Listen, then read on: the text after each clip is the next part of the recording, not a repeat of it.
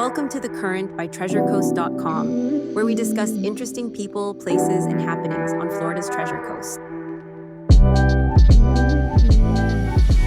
Mike Mortell, I appreciate you being on. You're the city manager in the City of Stuart. Do you want to talk a little bit about who you are, your background, and what got you into this role?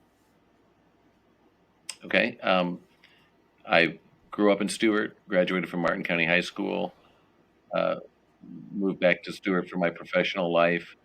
I was a private attorney in Stuart from 1990 until 2013. So for 23 years, I was in private practice. I also served on the City of Stuart's Citizen Review Board, LPA Board, Board of Adjustment. I also served as a city commissioner for 10 years. Then I was the city attorney for 10 years. And then ended up becoming city manager for about 2.5 years. So I've been involved with the city of Stuart since roughly 1991 or 92, by serving on a board or some other form or fashion. And so I'm very familiar with the ongoings of the city's business. Yeah, that's interesting. And I knew that you had practiced law before, and you had mentioned, your role as city manager. It's a different perspective than maybe a mayor or commissioner that than their perspective Yeah. might be. But your background as well probably gives you a different perspective as far as um, different proposals or how they align with the guidelines in the city. Is that Yeah, correct? Or that's absolutely true. I have multiple perspectives because I have the perspective of a resident and taxpayer that grew up here and then also raised my own kids here. And I've lived in the city of Stuart uh, essentially since the 70s and have watched lots of change there. So as a resident, I have that perspective. And then I have the perspective that I actually did serve as a board member and other services. So I understand what their responsibilities are and what they are facing when they have constituents calling them and complaining or discussing issues with the city. And then obviously for my role for the last 15 years or so has been that of a staff person who my job is not to set any policy at all, but rather to implement the policies that have been adopted by the city commission. And, a big one was the Costco. I always get hammered by people that I had something to do with Costco, but I haven't been to Costco since it opened. I don't have any Costco stock. I didn't have anything to do with the annexation one way or the other. My job was just to represent the city in the Costco matter. So I did what I was supposed to do, and that's it. But some people think that I was like behind the scenes, like begging Costco or doing stuff like that, and I just don't have that kind of interest. So it's different than the city commissioners who are responsible for the policy. They have the public that goes up to them when they're at dinner and says, "Hey, I think you should change this, that, or the other." And so then they have to come and own those decisions and give it to staff and tell us, "We want you to implement this." And whatever that is, as long as it's appropriate, we obviously follow their direction. And it personally, I think it's easier to be staff because we don't have to own the decision. We just have to implement the decision. So, yeah, if the city commission approves an apartment complex, staff just processes the paperwork. We don't approve it or deny it. That's somebody else's responsibility. I think that's a really good point. It speaks a little bit to, and I include myself in this group, but there is a level of, I don't want to say ignorance, but maybe not as educated with how it works as far as who's involved in what. If you're at really any city or municipality throughout the Treasure Coast, really, who's involved in what decisions and what decisions were really made. They may have been made decades ago, and are coming to fruition now. That's exactly right. And it's interesting to me because that happens a lot. Yeah, I'm sure. I've seen it happen. It's happening a lot in St. Lucie County, and of course, like you had mentioned, we were talking about Brightline a bit ago, and you had mentioned how it was, the seeds weren't planted for that recently. They go back quite a bit. And I can understand a lot of people, it seems, when they see something they don't like, the first thing they go to is um, malintention. They think that you own Costco stock, or they think that they associate bad Right. intentions with people who disagree with them. I don't think Somehow that's it's a kickback, right? yeah, it's not an ideal standpoint, but Right. I think it comes from maybe people not always knowing um, where these policies or certain. And we run into this other scenario, and it happens all the time, where I'm going to use Costco as another example. But when Costco was coming in, or for that matter, Brightline, people say, "Oh, that's a great idea, just not in that location. You should have them go somewhere else."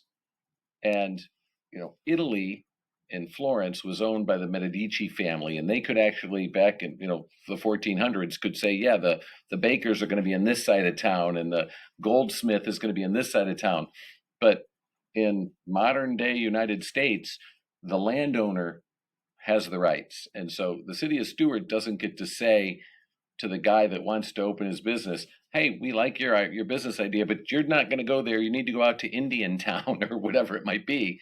They have certain legal property rights, and if they're entitled to pursue them, we have to allow them to do it. So we don't, and I think that we often get the idea that people think that the city owns a lot of land, and that we're like the landowner, and that we're the ones selling to the developer, or that we're the ones doing the stuff, and we're not the landowner. We don't own the land. And recently we had meetings in East Stewart, and some of the residents were telling the city, well, we need to build houses in East Stewart and do this housing in East Stewart, but we don't own any land there, so we couldn't build it even if we had the money to build them. We simply aren't the landowner. And I think people misconstrue that. And they also, often, as it relates to even like the Christmas parade, it's the Stewart Christmas parade. So they think that that's a Stewart event, and that we're in charge of that event. But it's really the visiting nurses that run the Christmas parade, and they just get a permit to block off East Ocean Boulevard on December 3rd or 4th or whenever it is, and the city processes the permit. And so it's a very different perspective than what I think a lot of people, especially on social media in particular, when they start reading what other people say, they buy into it more so than they don't.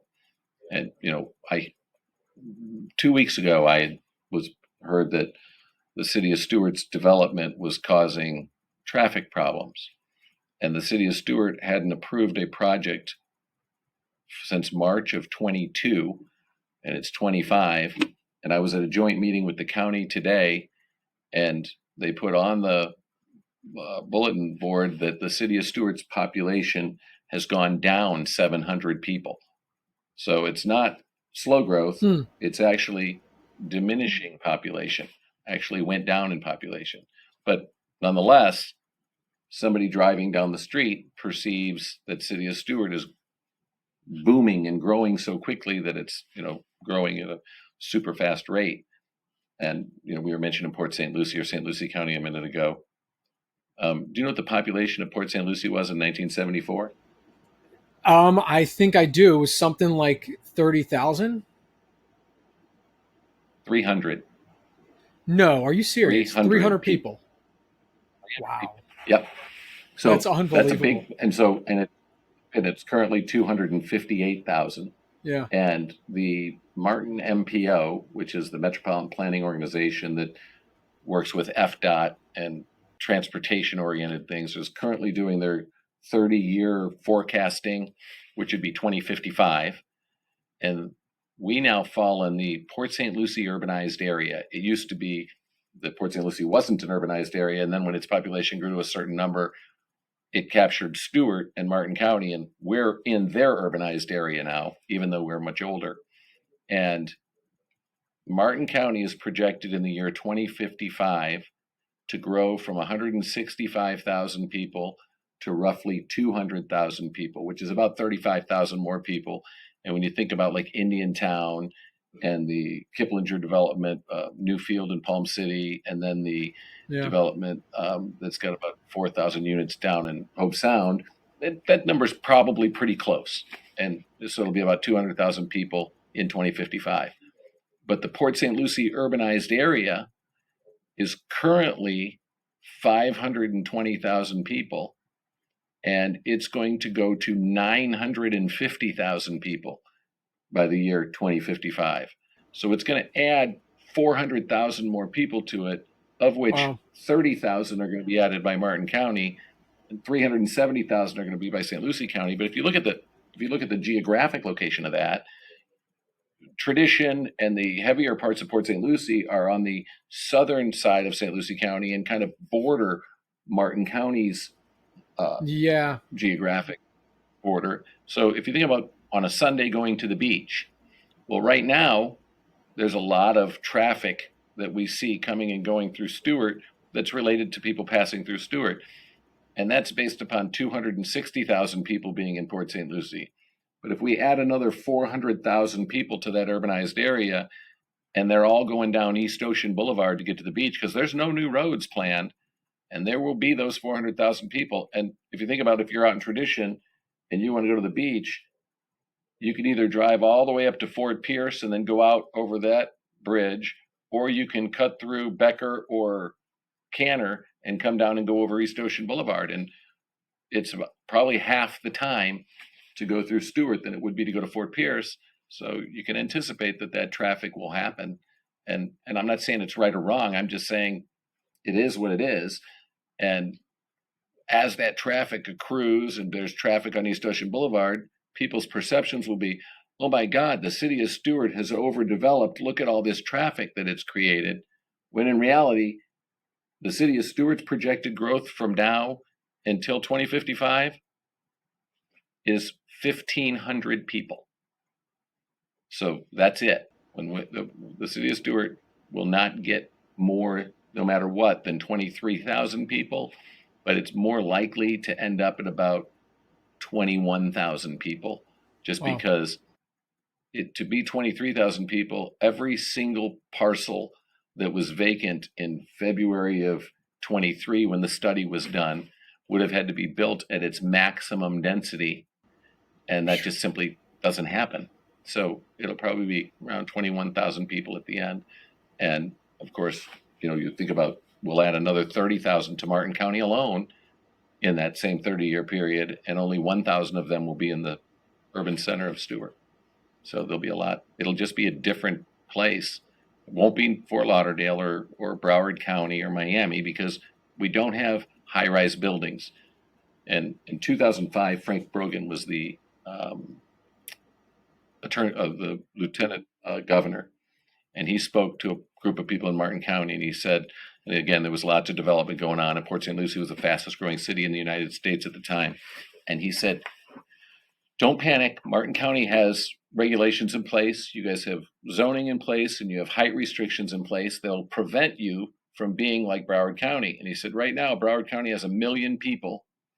And they're saying that in the next 15 years, which is 2005 to 2020, it's 2005 when he was speaking, he said, they're going to double in size. And even though Broward County is currently 100% built out from the ocean to the Everglades, the projections are they're going to double in size anyway, because people are going to buy buildings and knock them down and build much taller buildings. And they ended up being 1,980,000 people at the 2020 census, so they doubled in size. Wow. But in Stuart, no one's going to buy a 3-story building and pay the rate they have to pay to knock it down to build a 4-story building. There just isn't an economy of scale great enough to justify that transaction. Yeah. If you could build a 25-story building, you'd say, okay, this is worth it. The land will work for me. But adding 1 floor doesn't work, and so it won't happen, which is good. But that also makes right. That makes sense. I know when we had talked with Commissioner Reed, he had mentioned we spent a lot of time just talking about land use and zoning and how that kind of is the more important thing and what a property owner can do by right.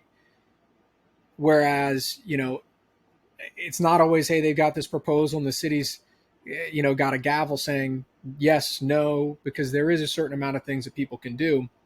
And I think for Right. people that appreciate the charm and the small town feel of Stuart, it's great for the city of Stuart. But I think, like, to your point, it also attracts people. I mean, people in St. Lucie County, even Without a people doubt. around Martin County, they look at a place like downtown Stuart.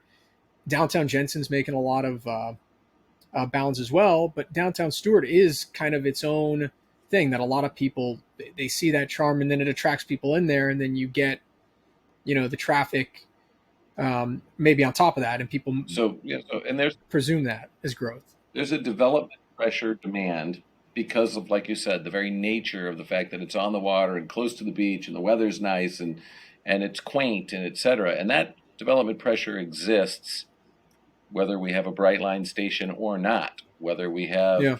whatever amenity or not. That development pressure exists. So no matter what you do, you're going to have that, and you're going to have a certain number of people coming and going. The question is, what is the future toll? And it's that sometimes there's fear that a lot of people move here and then say, well, I moved here because of that quaintness. Now don't change it. Now that you've let me move in, don't let anybody else move in. Yeah. And the irony of that is that, I get it, but there won't be a significant change because since the 1985 comp plan, the city of Stuart in 1985, the comp plan projected it to build out at 25 to 30,000 people. And then in 1996, the city of Stuart annexed a bunch of land and increased its geographic size by 40%. And its projected build out was still 25 to 30,000 people. And then in 2007, when it did some studies for the water needs for the city of Stuart, the DEP projected its build out to be 28,000 people, which is ironically right center between 25 and 30,000 people. And then in 2016 or 17, we did another water study and they cranked it down to below 25,000 people. And then in 2022, we did another 22 or 23, we did another study and they projected it to be, if every single vacant land in the city were built at 100% of its maximum density, it'd be about 23,000 people. So the comp plan worked. The only difference is that when Stuart was 15,000 people, there was nobody on Canner, there was nobody on Cove Road, there was nobody on Salerno Road, that North Jensen was empty, and so the surround and Palm City was empty, so the traffic was different, and people's perception is that all the traffic came from Stuart. Now, in 1990, Palm City's population was 2,300, and in 2000, it was 23,000 people. So it had gone up by 20,000 people in that decade. And it's only about, I think, 26,000 people now. But Palm City was farms before. Yeah. And that's not in Stuart, but Stuart gets all that traffic. And so it's just a weird dynamic that you have to plan for and anticipate coming.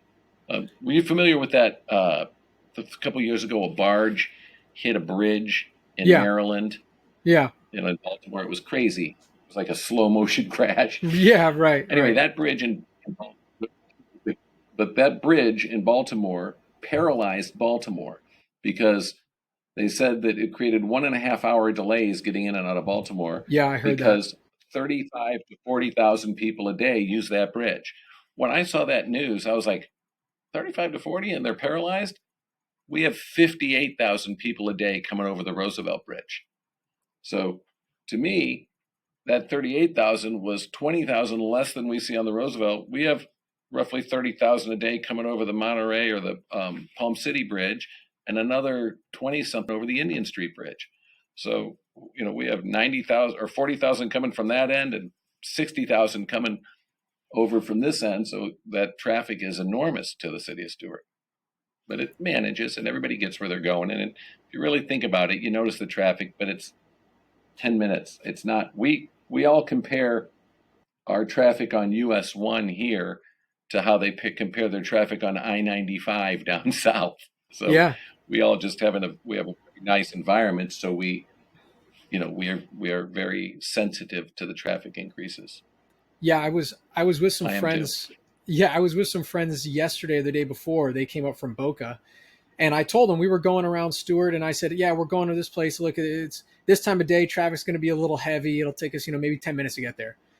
And we got there, and they were cracking up in their car because, from They're my thinking you perspective, didn't have I'm, traffic. yeah, yeah, they're going I, traffic. Are you kidding me? So it's this interesting to was a think walk about in that the park. perspective. Yeah, it's interesting to think. What do you think? I mean, when Right. you talk about the future and no roads being planned in the future to maybe improve, what? How does that infrastructure work to keep up with people who are either traveling to the area, traveling through the area, maybe Well, they're going to the beach? How does that work?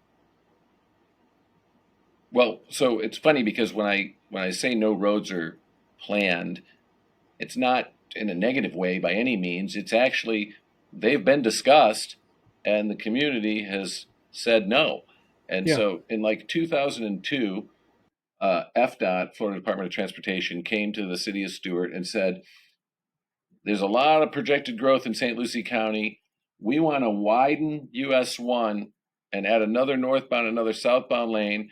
And we want to build a flyover over Jensen Beach Boulevard so that the traffic heading north and south can really continue moving without disruption. And the city of Stuart said, are you crazy? We don't want to do that. And they said, well, if you don't do that, then your traffic concurrency measurements are going to be failing on US 1. And the city of Stuart said, okay, we'll fail. We'll take an F on US 1 because we know that if you widen that traffic, it's just going to be the same number of cars just going faster. And we'd rather right. have the creeping along and continue to and discourage it more. And those of us that are local know that it's going to be 5 or 10 more minutes, but that's fine. And the same thing went like Colorado Boulevard in 2000 and I think probably 8 was 4 lanes from US Right. 1 to downtown, and the community voted to make it 2 lanes and to make the other lanes parking. And believe it or not, it caused businesses to erupt on Colorado and pedestrian areas to erupt Yeah. because pedestrians felt more comfortable there. And so the community as a whole, when I say the community as a whole, it's the greater Martin County area, the residents want less roads and less opportunity for that growth to happen, and they're willing to tolerate a little more traffic. I think that what happens though is that people that move here more recently and weren't here for those decisions don't understand it, and they see the traffic happening and they're like, why isn't anybody doing anything about this traffic, or why is this going on? And they don't realize that it was planned. Now when you say like the beach and the roads, well, we all have you know resurfacing and maintenance programs that are in place that rotate each year, in different sections of the community get Yeah. paved and stuff, and East Ocean Boulevard will continue to be maintained and paved, but the traffic will be heavier, and but at the same time, your friends from down south will still think there's no traffic at all. And if Yeah. you've ever Sure. driven back from, I drove back from an airport just after the 4th of July, and I was coming in, it was late, like 12:31 a.m. in the morning, and I get off of I-95 on Canner Highway, and I drove all the way from Canner Highway all the way to my house, which is off East Ocean Boulevard, without seeing any other cars. I mean, it was no cars. There was not, it was like, it was a Sunday night, Right. and it was just really, really empty. And, down south or even north here, you just don't see that. Yeah. It just doesn't exist. Yeah, you probably never have that time where it's kind of where there isn't going to be that through Right. traffic, or some time where you're going to be held up by something. I I know that there's a lot of, I'm sure, and of course there's externalities. I mean, like you had mentioned Costco, there's things outside. If there's more development in Martin County, there's these externalities just continue. They create the pressure in the city of Stuart that keeps that going. What are your thoughts with? I know some of the demand or the debate around Brightline was its effect on parking, and it would incentivize people to come up from down south maybe or other areas, but they're not driving here. And then there was discussion, I think, of like a parking garage with it. So when obviously I was a staff person assigned to work on Brightline, and the studies demonstrated, first of all, starting from before, I have a study somewhere on my desk, but it's all the RFP documents. Brightline, when we worked with the county to submit the proposal to Brightline, we pulled all the credit card statements for the last 5 years for all of the hotels in Martin County and did some demographic studies. And we learned that on average for the 5 years prior to that, so I think it was 2017, 18, 19, 20, 21, or it might have been 18, 19, 20, 21, and 22, but that range, 2.4 million people a year came to Martin County as tourists, came here. That's what the credit card hotel charges showed. So then you say to yourself, well, where do they come from? And I could guess, and I did at the time, and we were kind of, bouncing it around. And my guess was that the majority of them would come from the New York, New Jersey area, just because I felt like we had a lot of people from that area. Turned out I was wrong. 1.6 million of the 2.4 million came from either Broward and Dade County or the Orlando area. No and kidding. 800,000 came from outside of the state and flew into West Palm, Fort Lauderdale, or Orlando, and then drove by car here. But nonetheless, all 2.4 million drive by car here. So Brightline was never Tri-Rail. It was never going to be a commuter station, because if you live in Port St. Lucie, you'd have to get on I-95, drive to Stuart, get on Canner Highway, drive 7 miles into downtown Stuart to then park and wait for the Brightline that's going to then take you to West Palm Beach. I mean, no one would do that. It just is ludicrous to think that would ever happen. So what Brightline's model or sell was the distances that were too close to fly but too far to drive. And that's why they did Miami to Orlando. It wasn't Stuart to Orlando or Stuart to Miami, because that's close enough to drive. But if you're in Miami, driving to Orlando is 4.5 to 5 hours by the time you deal with traffic. So it's a long drive. And so, of course, we were on that corridor. And what they looked at, and they said, okay, well, if 2.4 million people are already going to Martin County and Stuart area, it doesn't matter to Brightline if every resident of Stuart took Brightline once per year, because that would only be 19,000 riders. That just wasn't going to make the difference. It was the people that were already visiting here that they wanted to capture. So if they could get 10% of the 2.4 million people to come here by train instead of by car or rental car, then that would be 240,000 people.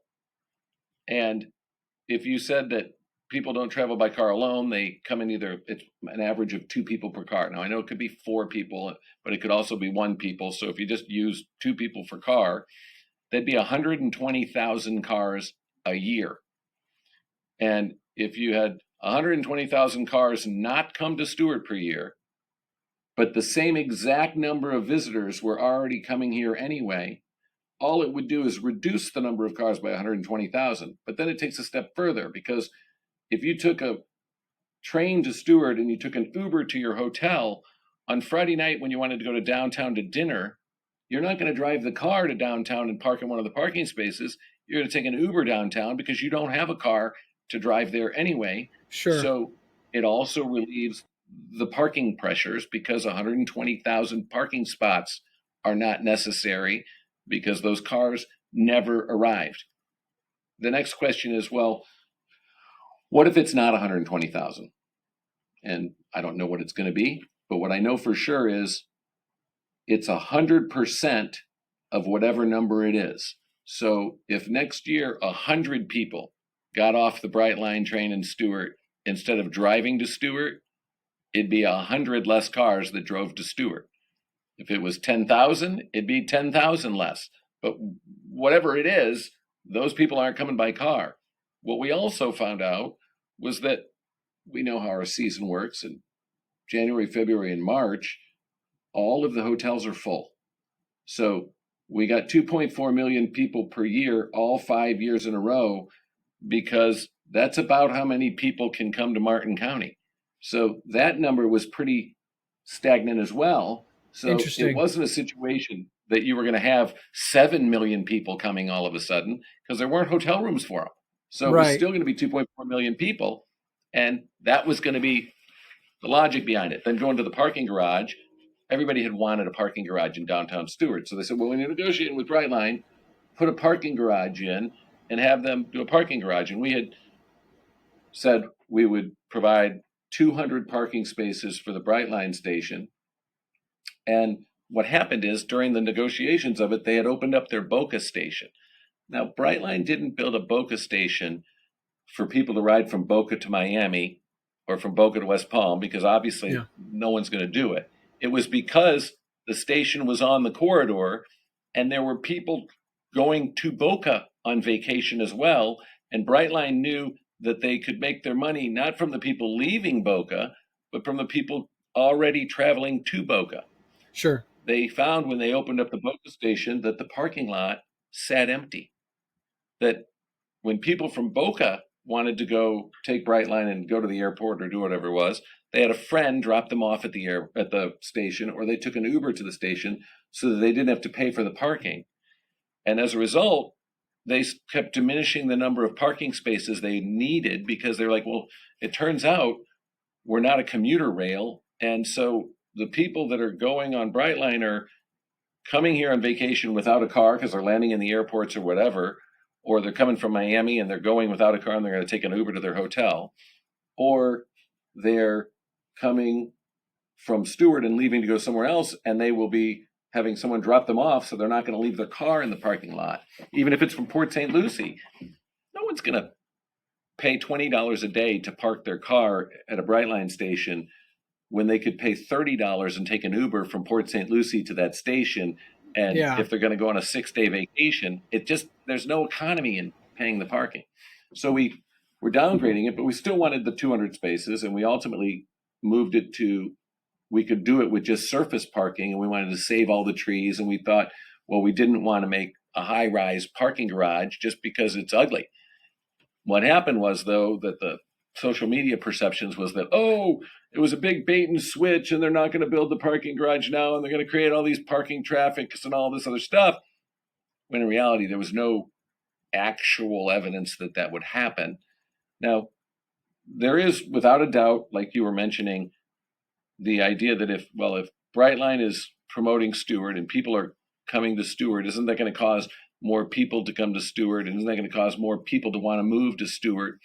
And the answer is maybe, but by its very nature, Stuart is a city. It's not, and I'm not saying that I am for or against it. I'm just saying is a city's economy needs an economic engine to operate. So if its economic engine was going to be tourism, then we market for tourism and get tourists here. The economic engine is going to be selling pineapples, then let's start growing pineapples and figuring out how we're going to market them. But it's a matter of what is the direction of the city and what's the city want to do. Back then, they wanted to do a tourism type business plan. And so the desire was to make a tourist destination out of Stuart and not overbuild it, not change it. It's still going to be capped at the number it is, keeping it as a tourist destination. But at the same time, marketing it as the best local waterfront community, or whatever you want to call it, to attract tourists, however that might work. Yeah, that's an interesting perspective. That makes sense. And I know that for a lot of people, especially for people on the commission, it was more around the numbers and how those were maneuvered. I know it wasn't always, for or against. But it's interesting to hear some of the logistics, because that's to have such a high amount coming from Orlando or the Miami-Dade or Broward areas. I was shocked. I mean, that's mind blowing. Yeah, I was shocked. Really mind blowing. But it doesn't surprise me because I know there are a lot of people moving to the Martin County area in general, who they maybe they vacation up here a few times, maybe they've got friends who come up here. Right. Next They thing you all know, came from Miami or Fort Lauderdale. yeah, I mean they look at home Right. prices down there, and it's not, it might be a little bit easier, and Right. maybe that's something interesting too. I know you had mentioned, um, was it the Live Local Act? That's affordable housing, right? Right. I know that's top Yeah. of mind for people as far as. So it is that created a lot of anxiety and a lot of fear that, oh my God, we're just going to be overrun with all the apartments and all the stuff, and that's Yeah. going to happen. But the truth of it is, the city of Stuart really only has maybe 3 parcels that someone could even do it on. The Live Local app was first adopted, I think, in 23. So we've had 23, 24, and 25 have now come through. And the city of Stuart doesn't have a single Live Local application. I'm anticipating one that's probably going to come forward. And, yes, we're going to have to deal with it accordingly. And the Live Local, to me, does create some really weird obligations. Like, we have a comp plan, right? And our comp plan says we're supposed to do land uses. Well, one of the land uses is we said we want this US 1 corridor to be commercial. And now the state of Florida says, okay, well, anywhere you have commercial, a developer has the right to build 4 stories of apartments at 30 units an acre and make it 100% residential for 30 years. And it's like, okay, well, what's going to happen in 31 years? Like, is it going to go back to commercial? We're going to kick those people out? Right. And it's just kind of a weird law, but it was designed to, so the state of Florida has been growing the last probably 7 or 8 years at a rate of about 365,000 people a year, which is 1,000 people a day, which is a lot. In addition to that, it's the same as adding a city of Orlando to the state of Florida every year, which is also a lot. And so the state is saying we need to find a place to put these people. And there was very little housing opportunities, and the state was literally, housing was so expensive for the workforce, it was losing workforce. And I know that, like, even in Stuart in 2018, 19, and right into that COVID stuff, people were paying $2,500 a month for a 2-bedroom, 2-bathroom apartment, and every single apartment complex was 100% full, and there was nothing left, and that was it. Now I know that if you call those same apartment complexes, you can get a 2-bedroom, 2-bathroom for $2,100, $2,200. So the price has gone down, and there's availability in them, and there's better places and other places and options to live. So I don't think necessarily that the Live Local Act is necessary, because the market has solved it, at least for us in this community.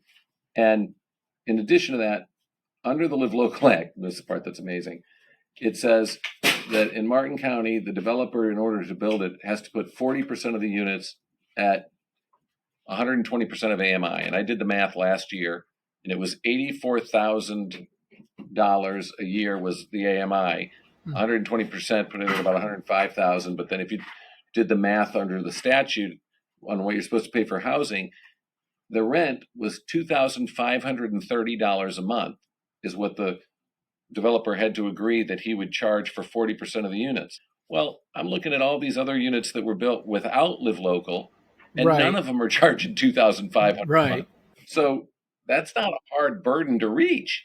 It should be that it's $1,800 a month, or that it brings it to a more affordable scale. But in Miami or Orlando or Fort Lauderdale or Boca or Delray or West Palm, that $2,000 or $2,300 a month number they consider that to be rock bottom, and they would love to find a place for $2,500 a month. Yeah. And so again, we're finding ourselves in one of these scenarios that it's not a one size fits all, although it's been applied to all. And I don't think that overall the Martin County will notice it that significant, or at least Stuart in particular will notice it that much, because there's not any land to build them on. That's an interesting perspective.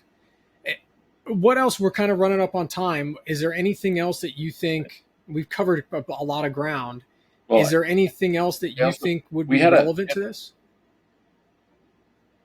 We had an interesting scenario this legislative session, which was the Senate Bill 180, and it was right guised in a Hurricane Relief Act, and it said any county in the state that was subject to a federal declaration of emergency is not allowed to make any more restrictive zoning for a period of 2 years afterwards in order to help the build back happen easier and faster and more efficiently.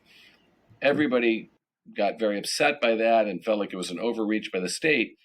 But if you compare it to ice, and I say to you, well, prior to a hurricane, you can charge whatever you want for a bag of ice, but following a hurricane, it's considered price gouging if you charge $6 for a bag of ice. So the state came in and regulated the sale of ice and other things and said, we don't want the victims of these hurricanes to be subject to other restrictions that they can't contend with. And I don't know logically what happened on the West Coast or what the other communities had happened, but I had heard that what was happening is, developers were wanting to come back and build back the condo building or the hotel that was knocked down, and then the neighboring community didn't want that anymore, and they wanted it down and cut in half, and they already had too much traffic, and the commissions were voting no to the building back of these projects, and that was what the reason was behind it. It seems to me that market and capitalism will drive itself. And if you said no, well, then maybe it didn't get built back the same, but you'd find out later how the community would have to adapt accordingly, I would assume. But instead, the state did what it did. And I don't know what's going to happen with that law, but I know that 36 counties were subject to the federal declaration in Hurricane Milton, the city of Stuart being one of them. But we didn't have any hurricane damage.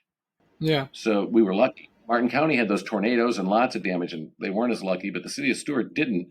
But with no hurricane damage, it doesn't make sense that the city of Stuart needed to rebuild anything or build anything back because nothing was torn down, nothing was knocked down. So there were no victims that were being restricted by new hurricane regulation because nobody's stuff got knocked down.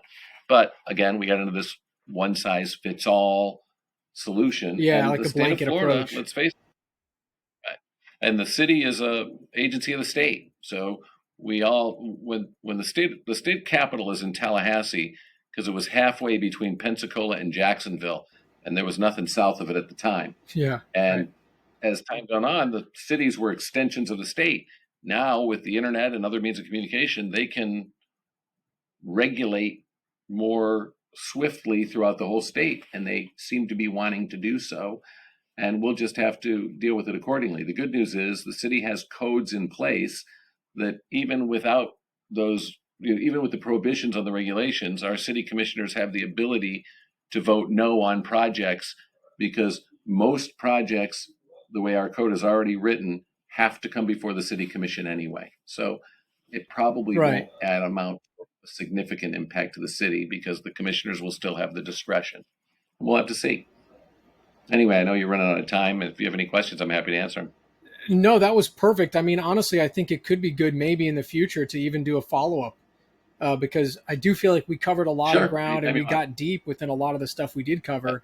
And I appreciate you being on. I appreciate what you're doing for the city. I appreciate your candor and your ability to come on and talk about these things. I know it's important to residents in Stuart and people around Stuart. One thing I've found out when I've done these podcasts, because we've been doing podcasts now we've interviewed politicians from Vero Beach down to Martin County, and people really are paying a lot of attention to what's going on in Port St. Lucie, what's going on in Jensen, Stuart, Vero, Fort Pierce, and we're all touching each other now. We're connected. Yeah, and so it's nice to kind of hear inside perspectives on what's going on, so that people can kind of have that reliable sense of information, and like you said, not be relying on some Facebook post they saw 2 years ago. Right. It's all fear. And so it's, right. whatever Right. answers we can. So I'm always available. If you ever need me, call me back. It's a pleasure talking with you, Josh. You too. I appreciate you, Mr. Mortell. Okay. Thanks for being on. That's a wrap for this episode of The Current by TreasureCoast.com. If you enjoyed the conversation, be sure to subscribe so you never miss an episode. You can find us on Spotify, Apple Podcasts, and YouTube. Follow us on social media or visit TreasureCoast.com for local events, tips, and news. Have a guest or topic you'd love to hear on the show? Let us know at TreasureCoast.com. Until next time, keep riding the current and enjoying everything the Treasure Coast has to offer. See you soon.